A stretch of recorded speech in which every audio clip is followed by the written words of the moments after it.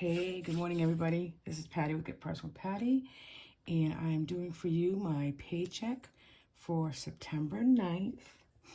I'm going to do my personal paycheck, and then I'm also going to show you my budget for our family budget. So let's just jump right into it. Now, if you've been watching me for a while, you know that I have a cushion in my checking account, and I try to do this and keep it at $200. At one point I had up to 300, but I think 200 is a good steady number, and I don't, go into it if it's 200. For some reason, 300, it could be a lot higher than that, but if I'm going to have higher than that, then I would rather just have that in the savings account and have it separate. So I start my income off with the rollover cushion of $200. I mark that in here as income, and then I take it out as a bill, as a debit, because I just want to make sure in my head that it's there, but I'm not using it. So I take it out. So my checking account had $14.58. My paycheck goes into 3 separate accounts. This is my personal account. This usually covers all envelopes, any sinking funds, credit cards, if any, and then savings, challengers or savings, just, put aside money in savings. So my check this week was $364.06. I had budgeted $700 from another side gig that I have not gotten paid yet, and it's been a month, but I don't think I'm going to get it this week either. So I'm not going to put that in there as of yet. And then I did get some extra money from childcare, so that was $230 plus a very small side gig that I helped a friend out. I got $15. So I add that up, and that's what I'm working with. And I don't have my calculator, so let's just add that up quickly. Again, I'm going to add that $200 because I am going to take it right back out. So $823.64.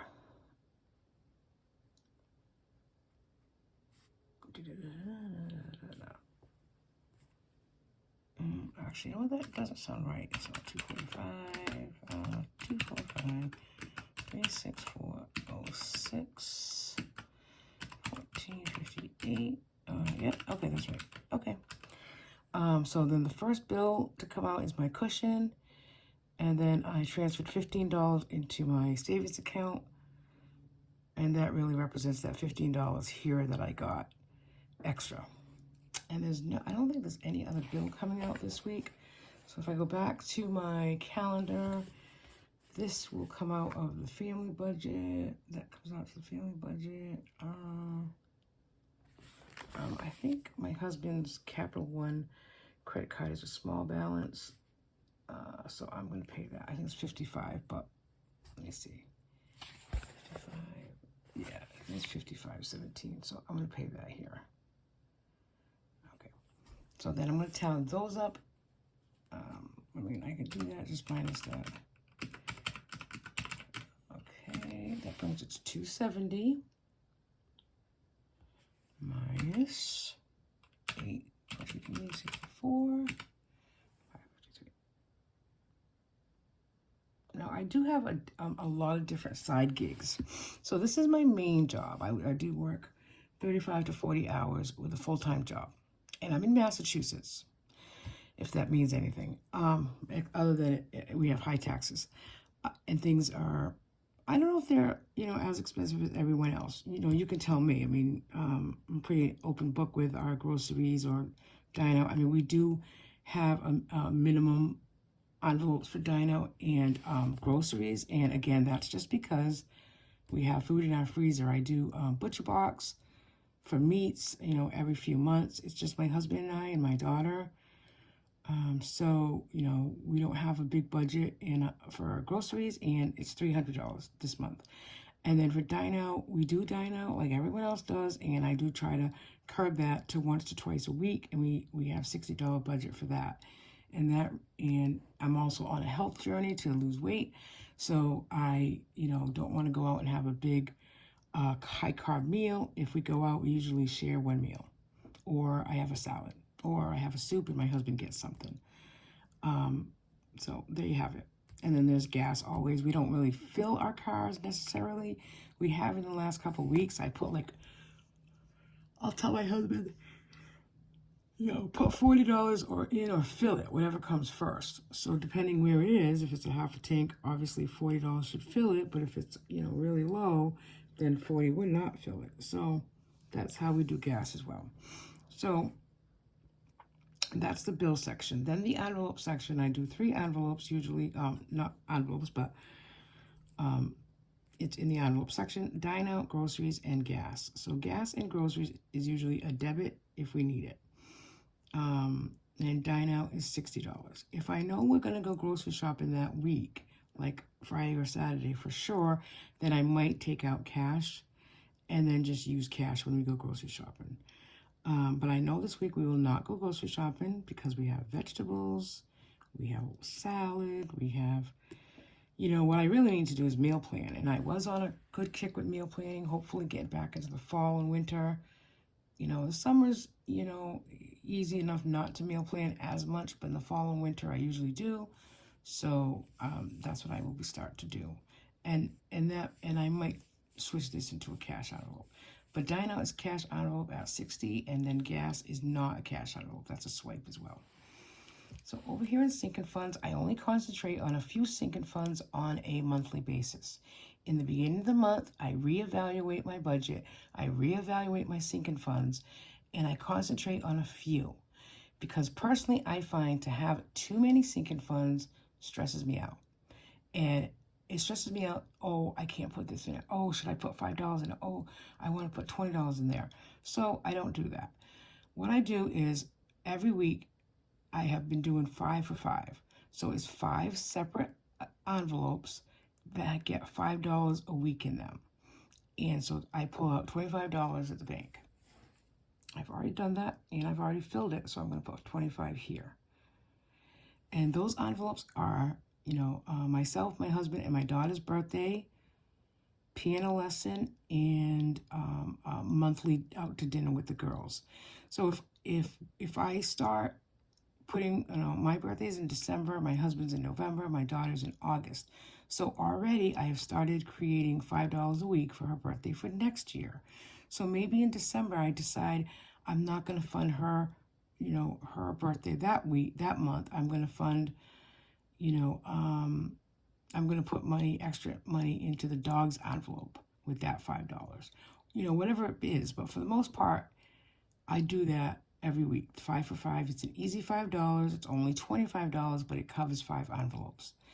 I recently started putting more money into our dog's envelope because he certainly has a grooming every month. He has prescription for his his heartworm and stuff every month. And I mean, not every month, but his prescription is for 3 months.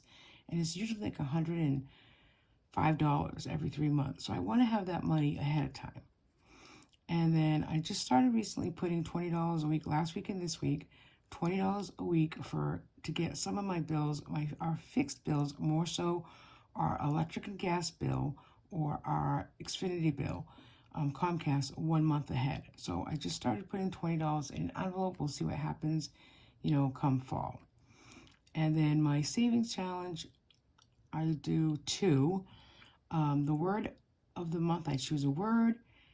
And this month in September is away, A-W-A-Y. So the A represents $1. The W is the second week, is $23. I did put that aside in an envelope. At the end of the year, I take all the envelopes, the words that I've done for the year, from January to to December, and I just throw it in my savings account if I want to get something extra. There is something that I've been eyeing for about a month now, and I was supposed to get it already, and I haven't. Pull the plug. It's just for my office, like a craft thing. It's to put all my colored markers in. It's $125. So I'll get it eventually. And then extra debt, I have here PayPal $100. Now this was going to be if I got that $700, which I have not gotten it as yet. We'll leave it here. If I get the $700 in, I can easily put it in here and then add some money to my savings account, maybe groceries for next month. That's what I intend to do with that money. And I'm also intending to put some money into the 100 envelope challenge at 200. And that's if I get that money. And then, obviously I just said put some money into my savings account as well. I'd like to try to fund that as well. So that's really basically my check. And I do like to have a rollover from week to week, just so it's not necessarily a zero-based budget, because, some, like this week, I'm only probably going to work about 33 hours because my daughter's sick, and I don't get paid if I don't work. Oh yeah, I could take sick time, but I'd like to save that as well because we are going into September. My daughter's only been in school 4 days, and she's already out sick, so I am not happy about that. So, okay, so then I'm also going to show you my family budget. So my husband should get paid on Saturday. The family budget is a separate checking account, and it only pays fixed bills, as well as it has 2 sinking funds that come out of it. The 2 sinking funds is a car maintenance envelope for $20 a week and the water bill for $20 a week.